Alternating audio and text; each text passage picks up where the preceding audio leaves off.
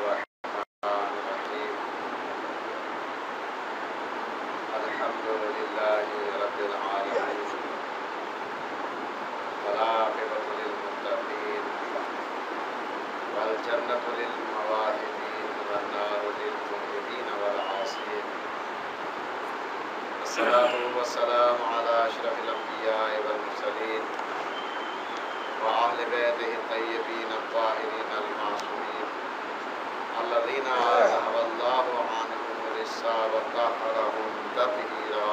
اللهم صل على محمد وآل محمد. ولعنة الله على أعدائهم حاسب حقوقهم ومنكر فضائلهم أجمعين من يوم عداوتهم إلى قيام يوم الدين. أما بعد قال الله تعالى في محكم كتابه المبين وخطابه المتين وقوله الحق بسم الله الرحمن الرحيم وكانوا من قبل يستفتحون على الذين كفروا فلما جاءهم ما عرفوا كفروا به فلعنة الله على الكافرين. صلوات اللهم صل على محمد وآل محمد. هدیہ صلوات. اللهم صل على محمد وآل محمد. پھر صلوات پڑھتے ہیں. اللهم صل على محمد وآل محمد. سورہ مبارکہ بقرہ پہلے ہی پیارے میں اس آیت کا عنوان آج کی یہ مجلس ہے. اس مجلس کے لیے جس آیت کو عنوان قرار دیا ارشاد ہو رہا ہے کہ وَكَانُوا مِن قَبْلُ يَسْتَفْتِحُونَ عَلَى الَّذِينَ كَفَرُوا. اس سے قبل وہ لوگ کفار پر فتح یابی کی دعائیں مانگا کرتے. فَلَمَّا جَاءَهُم مَّا عَرَفُوا كَفَرُوا بِهِ. جب وہ آ گیا جسے یہ پہچانتے تھے تو اس کا انکار کر بیٹھے. لعنت اللہ علی الکافرین. تو ایسے انکار کرنے والوں پر اللہ کی لعنت. اللہم صل علی محمد وآل محمد.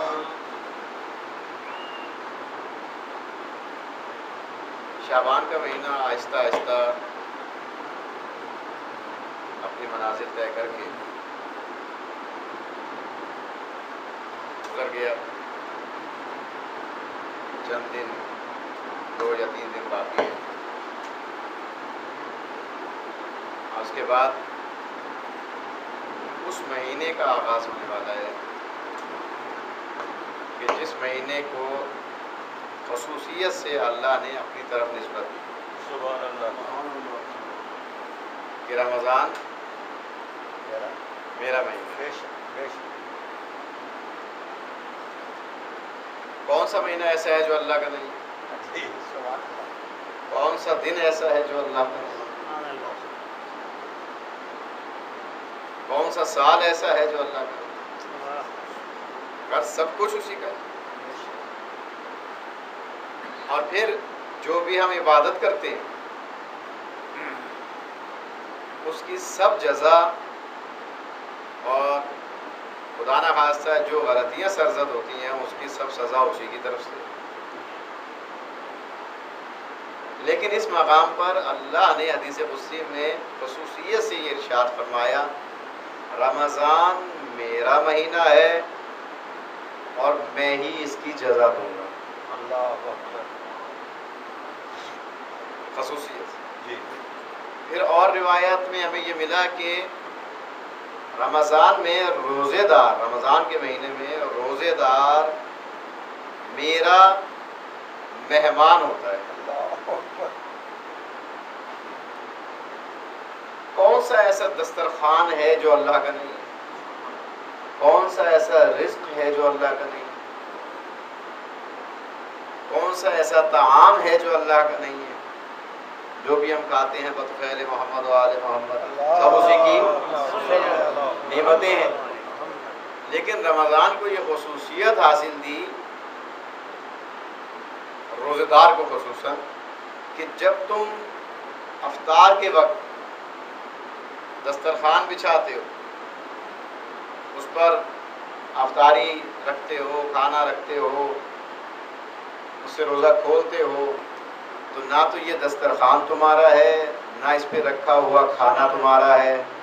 تم میرے مہمان ہو، میزبان میں ہوں، یہ سب کچھ میرا ہے.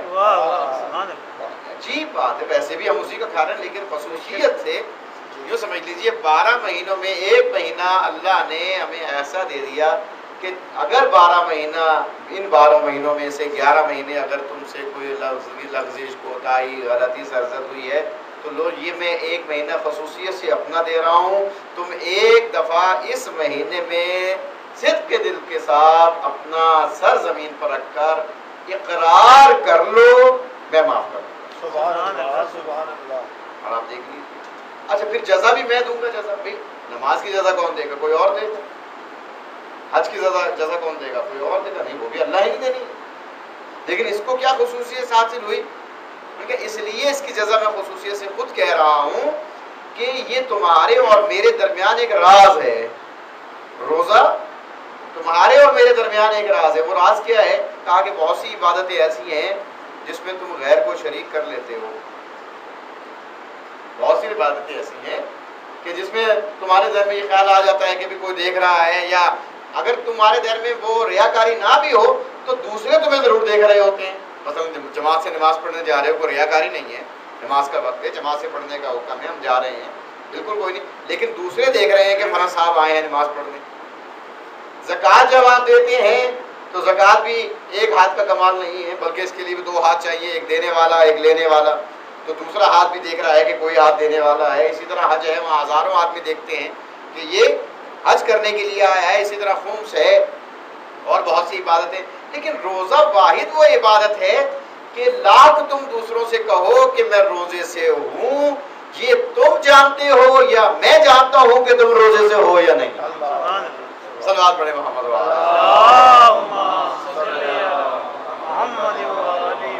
یہ ایک ایسا راز ہے، یہ تمہارے اور میرے درمیان، خاص تمہارے اور میرے درمیان راز ہے. یہ خاص تمہارے اور میرے درمیان میں ایک پوشیدہ عبادت ہے روزے کی صورت. تو یہ دسترخوان اور یہ رحمتوں کا مہینہ، یہ قرآن کی بہار کا مہینہ جس میں قرآن کا نزول ہوا. اور پھر یہی نہیں کہ اس میں شب قدر رکھ دی گئی جس کی فضیلت سے کوئی بھی انکار نہیں کر سکتا. اور پھر یہ مقدر والوں کو یہ رات میں اثر آتی ہے. پھر اعتکاف، یعنی جتنی بھی عبادات آپ تصور کر سکتے ہیں. باخدا بعض اوقات تو اکثر لوگ یہ کہتے ہیں کہ بھائی اگر رمضان کے مہینے میں ساری عبادت کرنی ہے تو پھر سب کچھ چھوڑنا پڑے گا، پھر تو بس کتاب کھول کر کے بیٹھ جائیے اور اول ٹائم میں یہ پڑھنا ہے، دوسرے وقت میں یہ پڑھنا ہے، تیسرے وقت میں یہ پڑھنا ہے، رات کو ہر رات کو اتنی رکعت نماز پڑھ کے سونا ہے، اتنی دعائیں پڑھنی ہے. دعائیں ابو حمزہ سمالی کتنی عظیم دعا ہے، وہ پڑھنی ہے. اور دعائیں سحر میں اگر آپ اٹھ جائیں تو آج جیسے کہ آج کل راتیں ہی چھوٹی ہیں تو اگر یہ عبادتیں کرتے رہیں تو سحری کے وقت نکل جائے. تو بہرحال یہ کہ جتنا ہو سکے، جتنا امکان میں آ سکے، ہم اتنی عبادت اس مہینے میں سر انجام دیں، اپنے لیے، اپنے اہل و عیال کے لیے، اعزاء و اقربا کے لیے دعائیں مغفرت کریں. تو ایسا ہو نہیں سکتا کہ اللہ نے جب یہ خود کہا ہو کہ اس کی جزا میں دوں گا اور پھر وہ جزا نہ دے. صلوات پڑھیں. تو شعبان کا مہینہ اللہ کے رسول نے کہا، آپ نے فرمایا کہ یہ میرا مہینہ ہے. رمضان کے مہینے کو اللہ نے اپنے سے نسبت دی. شعبان وہ واحد مہینہ، پچھلی گفتگو اگر آپ کے ذہن میں عرض کر چکا کہ یہ واحد وہ مہینہ ہے جس میں ہمیں کوئی شہادت نہیں ملتی، سب ولادتیں ہیں. سبحان اللہ. یعنی ایک قسم کا مسرتوں کا مہینہ ہے. اور سب سے بڑی عظیم بات اس مہینے میں یہ ہے کہ وہ منجی بشریت جس کا ہر کوئی انتظار کر رہا ہے، آپ کی تشریف آوری بھی اسی مہینے میں. اللہم صلی علی محمد.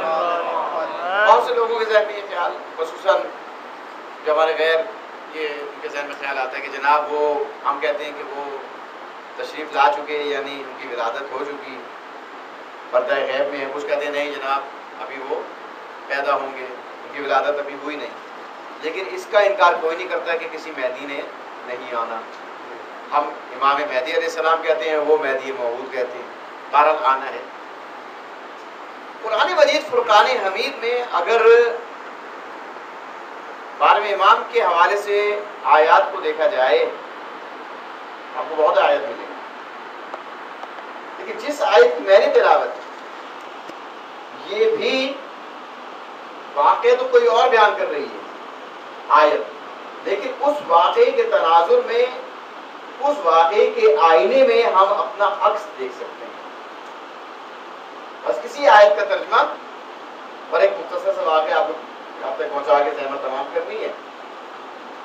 آیت کی طرف چلتے ہیں. وہاں ارشاد ہو رہا ہے کہ وہ اس سے پہلے کافروں پر فتح یابی کی دعائیں مانگا کرتے تھے.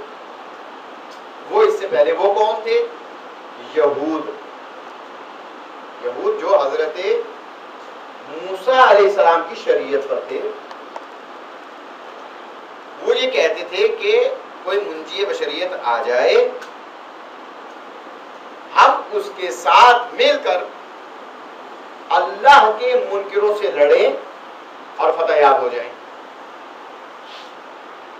یہ حضرت عیسیٰ علیہ السلام کی تشریف آوری سے پہلے کا بھی واقعہ ہو سکتا ہے، اور حضرت عیسیٰ علیہ السلام کے آسمان سے اٹھ جانے کے بعد کی کیفیت بھی ہو سکتی ہے، کیونکہ جب تک حضرت عیسیٰ علیہ السلام نے تشریف لائے تھے زمانہ جو ہے جیسے جیسے بدلتا گیا ویسے ویسے شریعت میں، اس وقت کے دین میں، اس وقت کی شریعت میں نئی نئی باتیں پیدا ہوتی چلی گئیں. چلیے حضرت عیسیٰ علیہ السلام آئے، یہود کا حضرت عیسیٰ علیہ السلام سے وہ مقابلہ وہ انہوں نے انکار کر دیا. پہلے دعا کیا کر رہے تھے کہ انہیں بھیج دیجئے جن کا ہم انتظار کر رہے ہیں تاکہ وہ آئے اور اس کے ساتھ ہم کفار پر جو ہے فتح یاب ہوں، لیکن جب وہ آ گیا تو اس کا انکار کر رہے ہیں. ایک صورت یہ. دوسری صورت یہ کہ یہ وہ لوگ ہیں کہ جو حضرت عیسیٰ کے آسمان پر اٹھانے کے بعد آپ نے پھر دعائیں مانگنا شروع کر دی کہ جناب یہ تو ہر طرف کفر پھیل گیا اور دین موسوی اور دین عیسوی جو ہے وہ لوگ بھلا بیٹھے ہیں، تو پروردگار اب ہم تجھ سے کفار پر فتح یابی کی دعا مانگ رہے ہیں، اب کسی منجی بشریت کو بھیج دے تاکہ ہم فتح یاب ہو جائیں. لیجیے جو دعائیں مانگ رہے تھے وہ دعا قبول ہوئی، اور آخری نبی صلی اللہ علیہ وآلہ وسلم کی صورت میں ایک نجات دہندہ، انسانیت کا نجات دہندہ کی صورت میں آپ تشریف لے آئے. جیسے آپ تشریف لے آئے کیا ہوا؟ قرآن نے کہا جب وہ آ گیا جس کو یہ پہچانتے تھے تو اس کا انکار کر بیٹھے. لما جاءہم ما عرفوا کفروا بہ، جب وہ آ گیا جس کا یہ انتظار بھی کر رہے تھے، جس کو پہچانتے تھے، کیونکہ اخبار یعنی اخبار سے مطلب خبریں پہلے سے آ رہی تھی کہ ایک نے آنا ہے، ایک نے آنا ہے، ایک نے آنا ہے، اور جب وہ آ گیا جسے یہ پہچانتے تھے کہ آنا ہے، جس کے لیے دعائیں مانگ رہے تھے کہ ہم اس کے ساتھ فتح یاب ہوں، جب وہ آ گیا کفروا بہ، انکار کر رہے. قرآن نے کہا فَلَعْنَةُ اللَّهِ عَلَى الْكَافِرِينَ، ایسے انکار کرنے والوں پہ اللہ کی لعنت. آج عزیزان محترم بالکل وہی کیفیت ہماری ہے. آج نعرہ تو بلند ہے الاجل کا،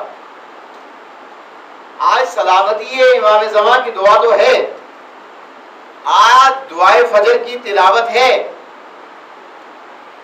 آج دعائے فرج کی تلاوت ہے، آج دعائے ندبہ کی تلاوت ہے.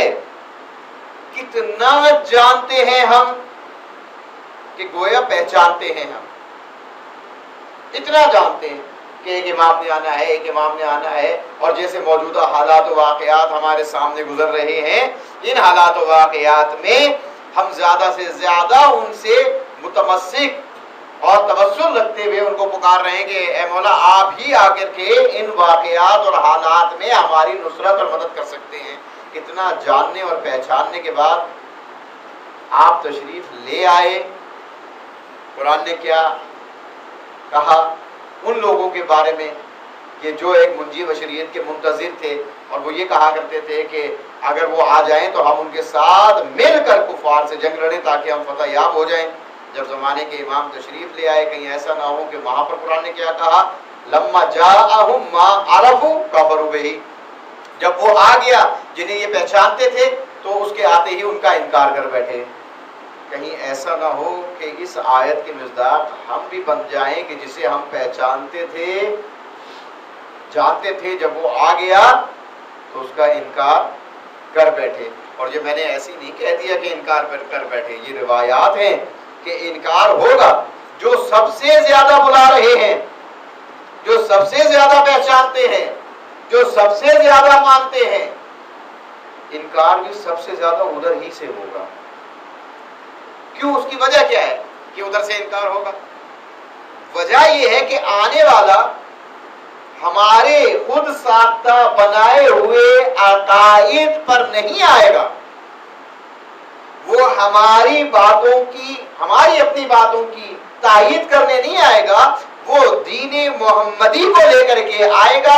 جب وہ اس کو نافذ کرے گا، جب میں دیکھوں گا کہ ان کے اس نافذ کردہ دین محمدی سے مجھے نقصان پہنچ رہا ہے، کفروا بہ، تو پھر ایسا آدمی انکار کر بیٹھے گا، یہ تو وہ ہے ہی نہیں، یہ تو مجھے مجلس کی اجرت لینے سے روک رہا ہے، یہ تو وہ ہے ہی نہیں، یہ تو مجھے ہر کچھ پڑھنے سے روک رہا ہے، یہ تو وہ ہے ہی نہیں، یہ تو جناب یہ جس طرح سے ہم عزاداری منعقد کرتے ہیں، اگر اس پہ کسی قسم کی کمی اور بیشی کا انہوں نے اظہار کر دیا کہ نہیں یہ چیز اسلام کے شریعت کے خلاف ہے، یہ اس کی تائید کرتی ہے، تو یہ تو وہ ہے ہی نہیں، یہ مجھے تو وہ چاہیے کہ جو کچھ میں کر رہا ہوں اس کی تائید کرنے والا آئے، اپنی بات ہم سے نہ منوائے۔ سلمان پڑھے محمد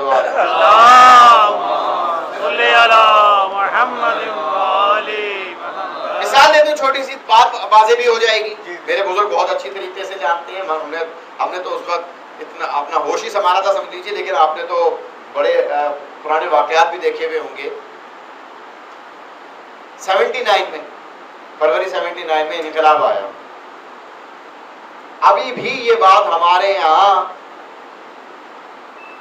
مورد گفتگو قرار پا جاتی ہے کہ آیا ہم اسے ان کا انقلاب کہیں یا اسلام کا انقلاب کہیں۔ ابھی تک یہ تعین نہیں ہو رہا۔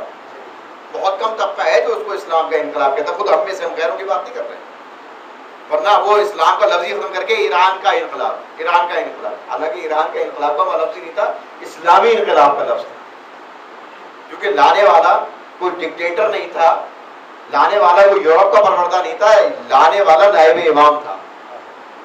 تو ہم اسے اسلامی انقلاب، ہمارے اندر بھی ابھی تک یہ سوچ موجود ہے کہ ہم اس کو ایران کا انقلاب کہیں یا اسلامی انقلاب کہیں۔ وہاں انقلاب آ گیا، اصطلاحات کیا بنی؟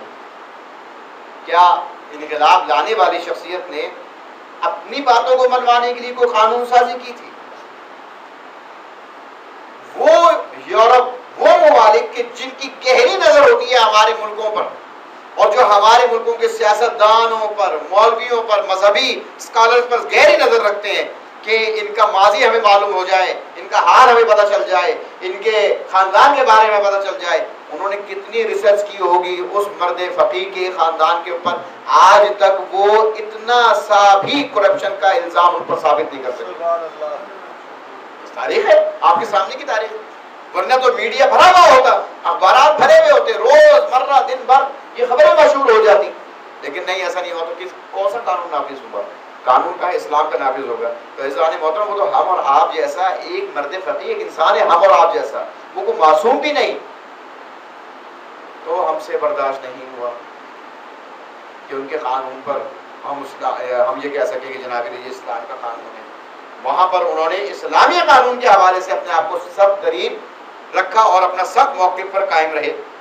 آپ جانتے ہیں کہ آپ نے اپنی زندگی میں ہی اپنا نمائندہ کس کو بنا دیا تھا، اپنا نائب کس کو بنا دیا تھا، لیکن اپنی ہی زندگی میں ان کو نیابت سے ہٹا بھی دیا۔ آپ جانتے ہیں، مجھ سے بہتر جانتے ہیں۔ پھر اس کے بعد کیا نیابت کا سلسلہ ہوا، کیوں جو بھی ہوا، ہمارا مسئلہ کہنے کا یہ ہے کہ ایک جھلک ہمارے سامنے آئی تھی ایک نمائندہ امام کے حوالے سے، کہ ایک نمائندہ امام جب انقلاب لے کر کے آ رہا ہے اسلام کا، اور جس وقت وہ اس چیز کو نافذ کر رہا ہے تو کتنے افراد ایسے تھے کہ جنہوں نے ان پر تنقید کی، کتنے افراد ایسے تھے، یہاں تک کہ ہمیں اچھی طرح یاد ہے، ہم بزرگوں سے سنتے تھے کہ بھائی جب تک یہ صبح ناشتہ نہ کر لے چند افراد کے قتل کا، اس وقت تک اس کی صبح نہیں ہوتی۔ آج وہی افراد یہ کہتے دکھائی دے رہے ہیں کاش ہمارے ملک میں بھی وہی مرد فقیہ آ جائے، وہی افراد جو کل تک انہیں نہ معلوم کیا گیا القابات دیتے تھے، آج وہ اس وقت 79 کا انقلاب ہم سے برداشت نہیں ہوا، تو امام کا انقلاب کیسے برداشت ہو جائے گا؟ یہ ہمارے لیے بہت بڑا لمحہ فکریہ ہے کہ ایک نائب امام کے انقلاب کی طرف دیکھیں کہ وہاں پر اسلام جو ہے، اسلام کا انقلاب جو ہے کتنا اہم ہوتا ہے۔ جب امام آئیں گے وہ تو دیکھیں گے کہ کیا صحیح ہے کیا غلط ہے، وہ مصلحتوں سے کام نہیں لیں گے کہ جناب ابھی کیونکہ مجھے اپنے افراد میں اضافہ کرنا ہے لہٰذا اگر 2-4 دن یہ غلط کام بھی کرتے رہے تو خیر۔ یہ دیکھ لیجئے کہ پہلے امام کا طریقہ کیا تھا۔ ہمارے پہلے امام کو جب ظاہری خلافت ملی تھی تو آپ نے کیا فرمایا تھا؟ نہج البلاغہ کا 3 خطبہ ہی اس بات پر گواہ ہے۔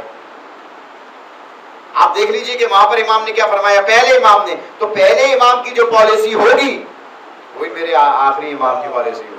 وہاں میرے امام نے یہ کہا تھا کہ میں تمہیں کھنگالوں گا، میں تمہیں چھلنی میں ایسے چھانوں گا جیسے آپ آٹے کو چھانا کرتے ہیں، جو پست کر دیے گئے ہیں میں ان کو ان کا مقام دلاؤں گا، اور جو بلندیوں پر پہنچ گئے ہیں میں ان کو ان کے مقام پر لاؤں گا۔ بیت المال کا اگر کسی نے ایک ذرہ بھی کھایا ہے تو علی اس کی 7ویں پشت سے وہ بیت المال نکال کر کے لے آئے گا۔ یہ میرا پہلا امام تھا۔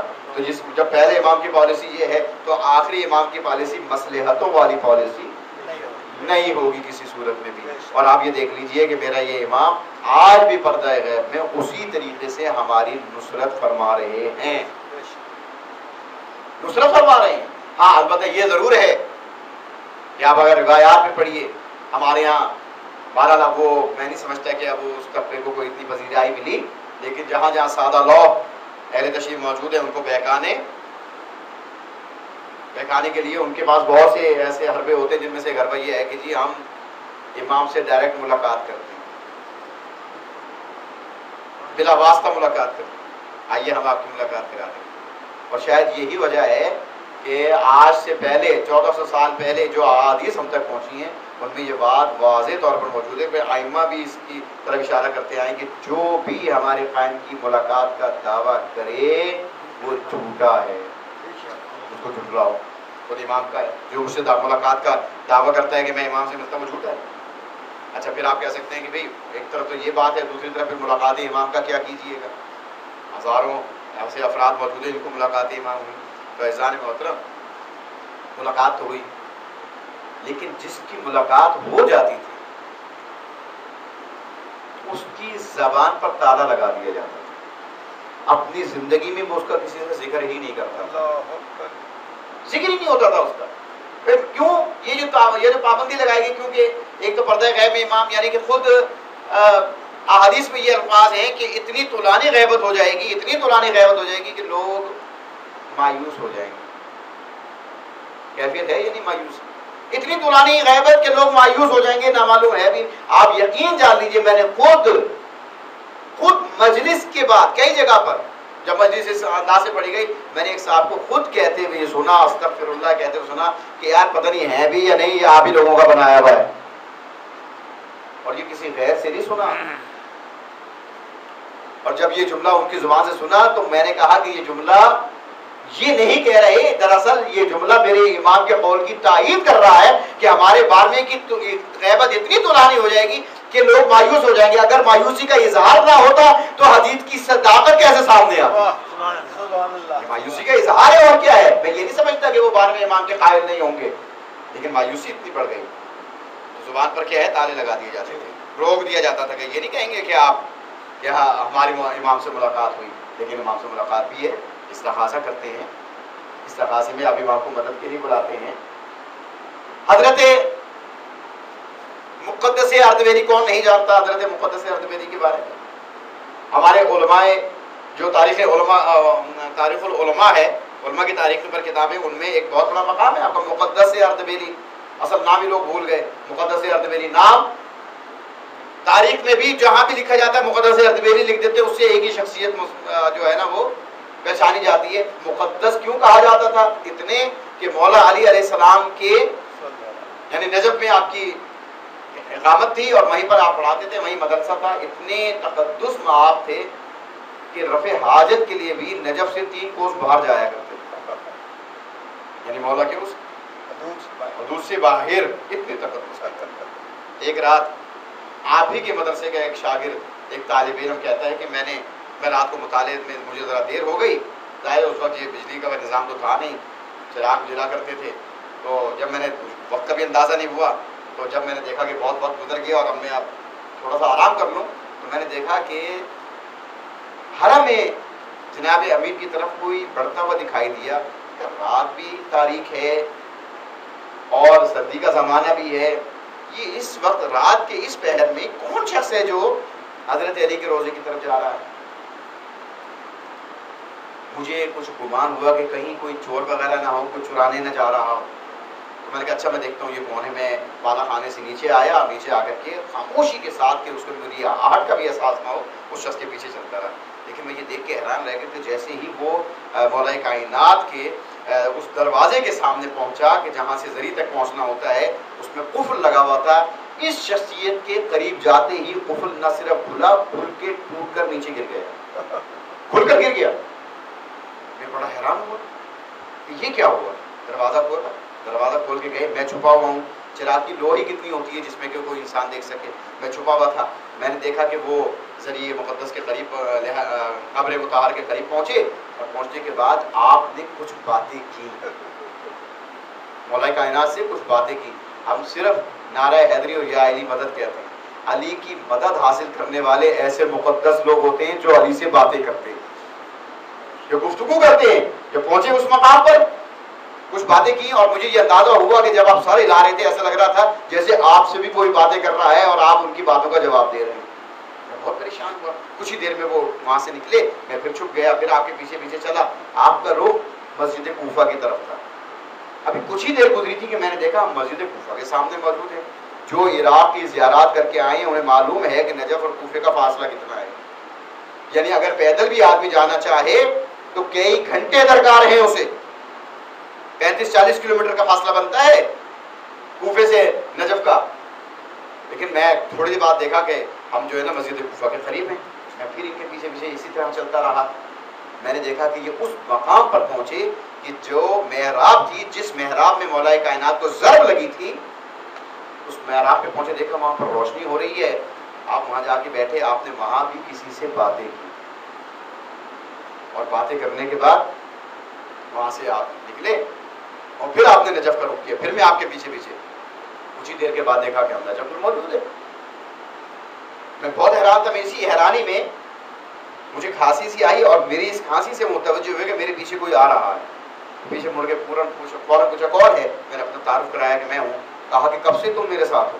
کہا جی جب سے کہ آپ مولا کے یعنی امیر المومنین کے روضے تک آئے ہیں۔ کہا کہ اچھا اس کا مطلب یہ تم نے سب کچھ دیکھا؟ کہا جی مجھے میں نے سب کچھ دیکھا ہے۔ کہا کہ تمہیں میرے حق کی قسم ہے جب تک میں زندہ ہوں جو کچھ دیکھا ہے کسی سے بیان نہ کرنا،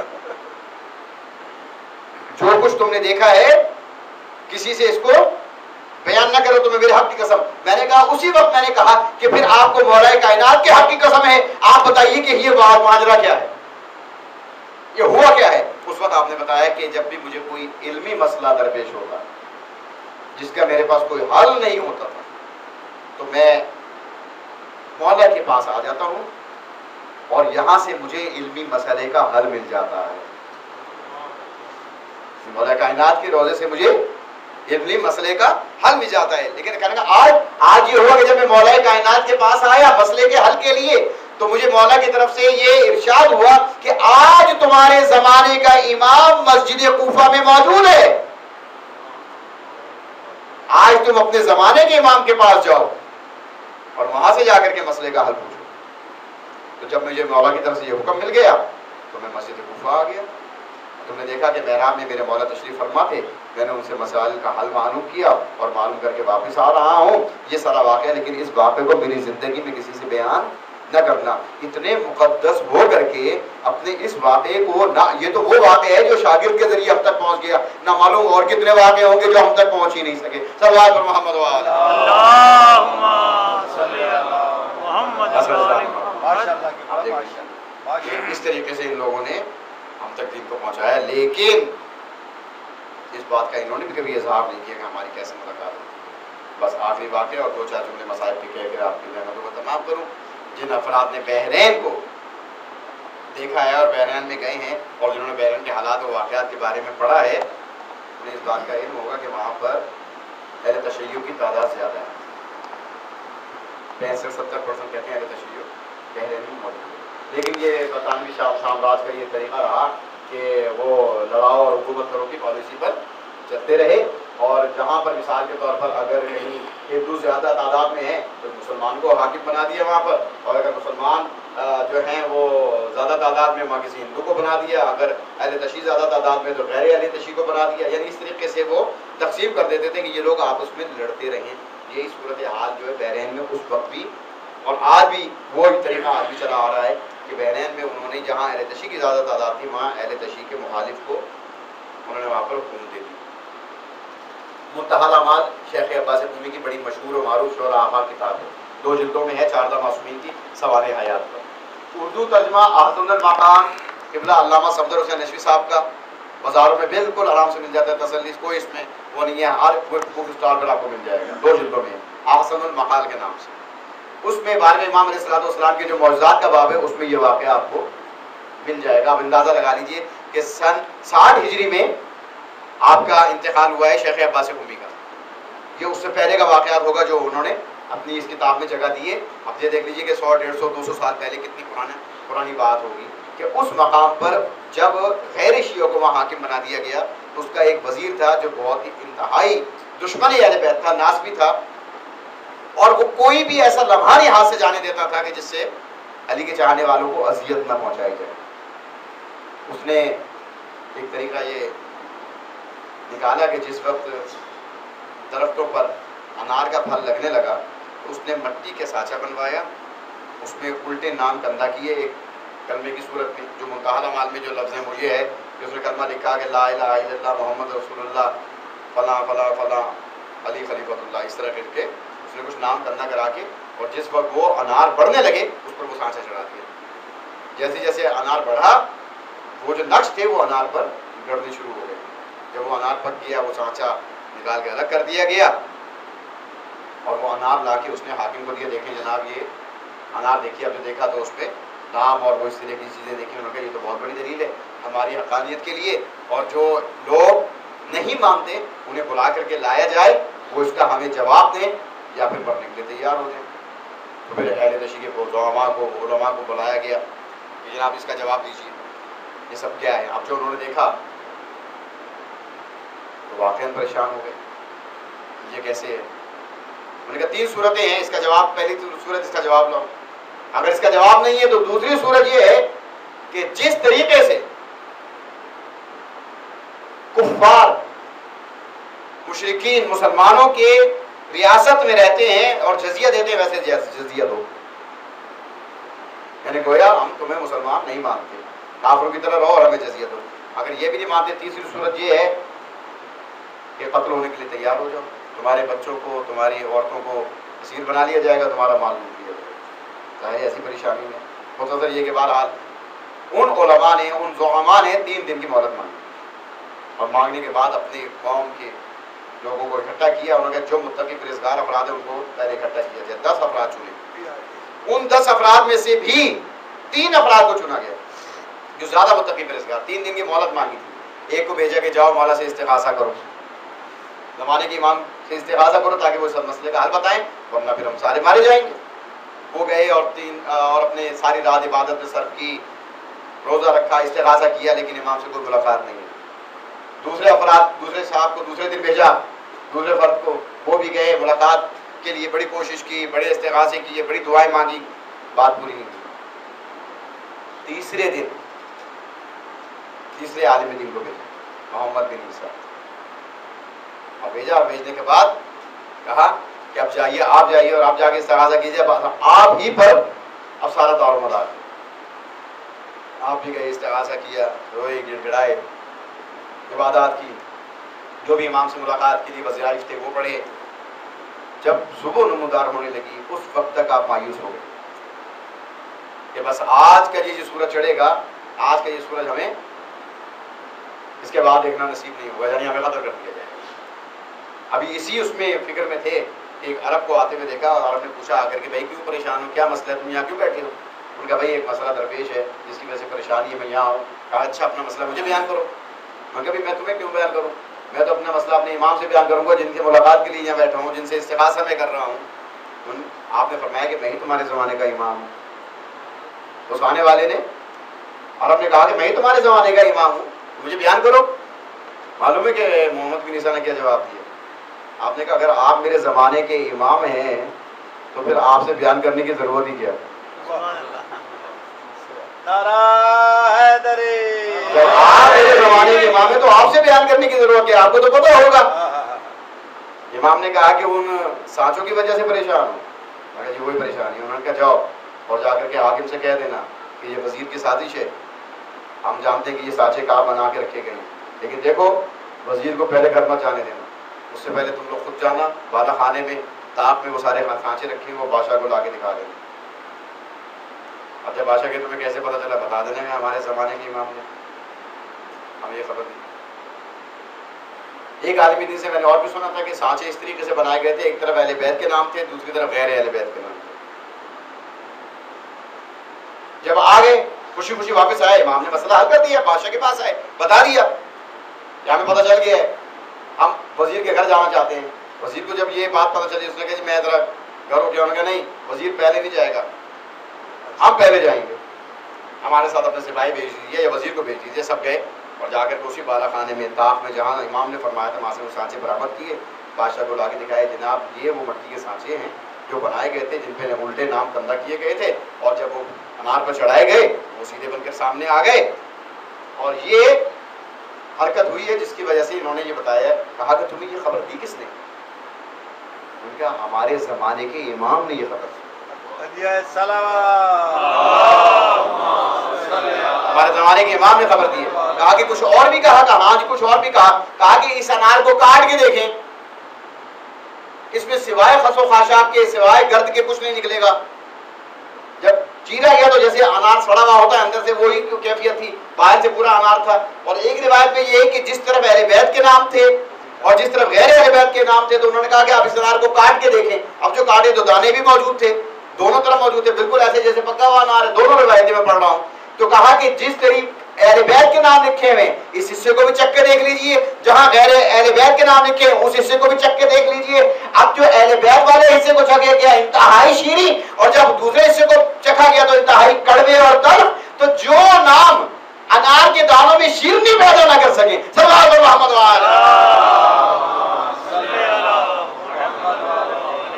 تو اس طریقے سے ان کو ان مومنین کو وہاں بچایا.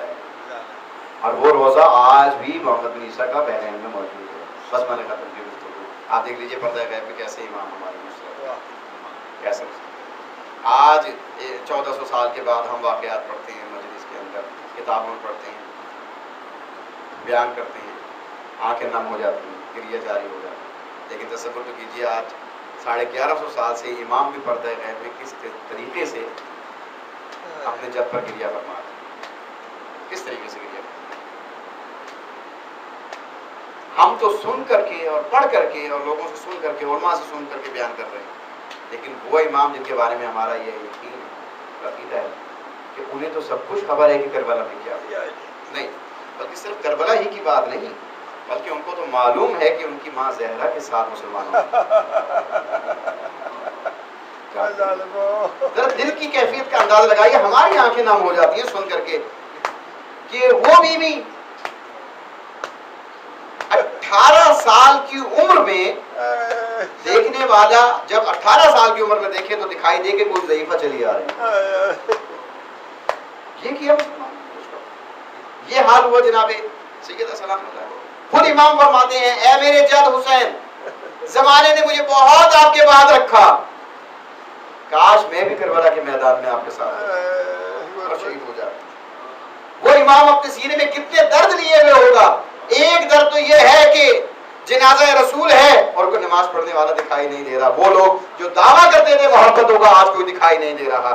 جناب سیدہ کے دروازے پر لکڑیاں لے کر کے آ رہے ہیں. جناب مولا کائنات کے سر پر ضرب لگ رہی ہے. امام حسن کو زہر سے شہید کیا جا رہا ہے. کربلا کے واقعات کتنے واقعات ہوں گے. کیسے حضرت امام زمان پردہ غیب میں برداشت کر رہے ہوں گے. یہی تو ہے کہ جب ہم زیارت بنائی ہے جو آپ سے منسوب ایک زیارت ہے, جب ہم اس کو پڑھتے ہیں تو وہ ہمیں پورا مرثیہ دکھائی دیتی ہے جو میرے زمانے کے امام نے کربلا کے شہداء کے بارے میں کہا ہے. ایک جملہ بڑا عجیب وہاں پر ہمیں علماء سے سننے میں ملا کہ سلام وہ شہید پر جس کا لاشا نہ زین پر تھا نہ زمین پر. یعنی یہ بھی ایک کیفیت تھی امام حسین کی کہ نہ زین پر اور نہ زمین پر. جب تحقیقی کا کہا اتنے جسم میں تیر پیوست تھے کہ امام حسین السلام زمین تک آتے آتے تیروں پر معلق ہے.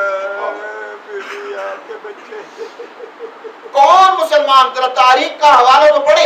تاریخ کا حوالہ ہم کس کو مان رہے ہیں؟ ہم کسی خیر کو مان رہے ہیں؟ معاذ اللہ ہم کسی دشمن اہل بیت کو مان رہے ہیں؟ ہم دشمنان اسلام کو مان رہے ہیں؟ نہیں. آپ پڑھیں تو صحیح کہ کس کی فرش اعضا بچھاتے ہیں, کس کی مجلس سے ترہیم منعقد کرتے ہیں, کس کی مجلس اعضا پڑھتے ہیں, کس کا لوحہ پڑھتے ہیں, کس کا مرثیہ پڑھتے ہیں. یا تو اللہ کے رسول کا, یا ان کی بیٹی کا, یا ان کے شوہر نامدار کا, رسول کے چچا زاد بھائی کا, یا ان کے نوازوں کا. ان کا تعلق کیا ہے رسول سے؟ ہم کیوں یہ بیان کر رہے ہیں؟ ہم صرف اتنا تقاضا کرتے ہیں کہ ظالم کو ظالم کہیں, مظلوم کو مظلوم کہیں. ظالم کو ظالم کہیں, ہم یہ صرف تقاضا کرتے ہیں. آپ صرف یہ نہ بیان کریں کہ 18 سال کی عمر میں جناب سیدہ کا انتقال ہو گیا. آپ یہ بیان کریں کہ وہ واقعات کیا تھا کہ جس کی وجہ سے جناب سیدہ اس دنیا سے رخصت ہو گئی. کہ جس وقت آپ در و دیوار کے درمیان میں آئی ہیں اور آپ نے کہا فضہ مجھے سنبھالو میرا دوست شہید ہو گیا. آج مسلمان پڑھے تو صحیح کہ وہ واقعات کیا ہوئے تھے کہ جس وجہ سے جناب سیدہ کو یہ کہنا پڑا. اور اس کے بعد آپ غش کر گئیں. لیکن جب غش سے آنکھیں کھلی تو کیا دیکھا کہ گھر میں علی موجود نہیں. علی موجود نہیں ہے. جب معلوم کیا کہا کہ علی کے گردن میں رسی باندھ کر ان کو کھینچ کر لے گئے ہیں. آپ نے اسی وقت یہ پیغام بھجوایا ہے سلیمان جا کے مسلمانوں سے کہہ دو کہ علی کو چھوڑ دے, ابو الحسن کو چھوڑ دے, ورنہ ابھی صحن خانہ میں ہمیں اپنے سر کے بالوں کو پریشان کرتے ہیں. علی تک یہ خبر پہنچی. کہا سلیمان جا کر کے سیدہ سے کہنا بابا کی امت کا سوال ہے, بابا کے مذہب کا سوال ہے, ملت کا سوال ہے, اپنے سر کو اوریاں نہ کریں.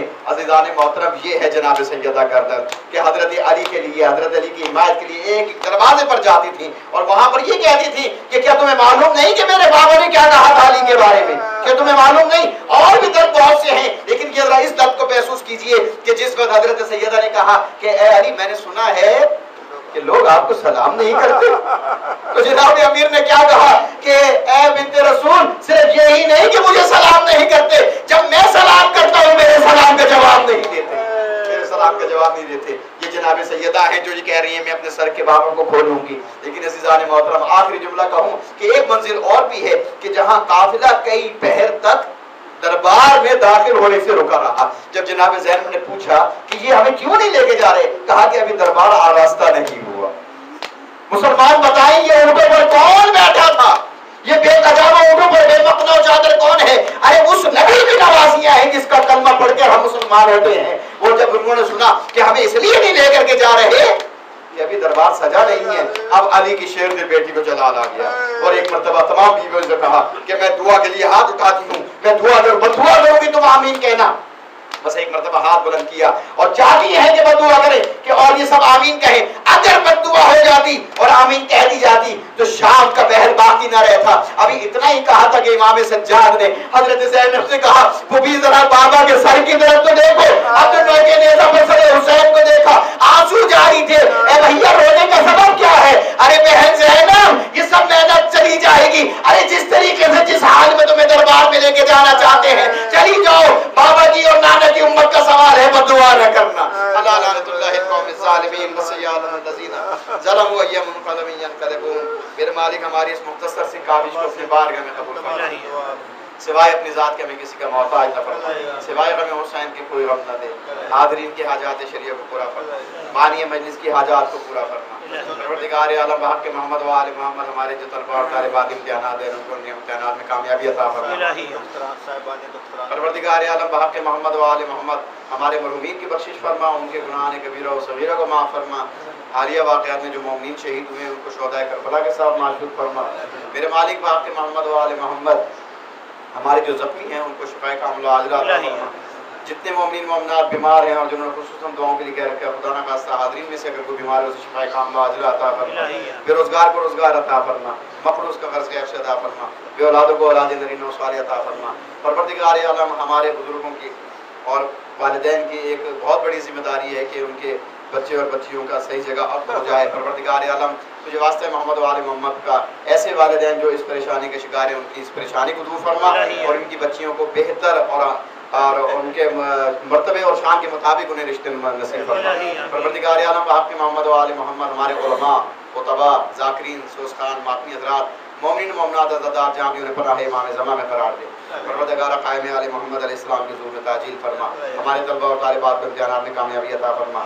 جو مومنین کار خیر میں دامی دیرہ میں سبحانہ قدم میں شرکت کرتے ہیں ان کی شرکت کو قبول فرما، ہماری دعاؤں کو قبول فرما۔ ربنا تقبل منا انک